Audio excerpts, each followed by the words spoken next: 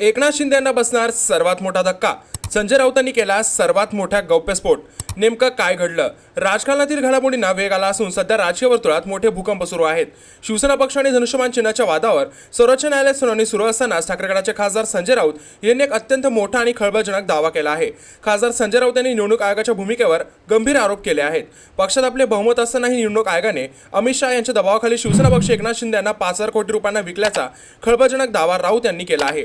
माध्यमांशी संवाद साधताना संजय राऊत यांनी निवडणूक आयोगातील कथित गैरव्यवहार प्रकरणी जोरदार टीका केली आहे. निवडणूक आयोगात सेटिंग आणि बेटिंग करण्यात जनतेचे 5,000 कोटी रुपये खर्च झाले असा आरोप त्यांनी यावेळी केला.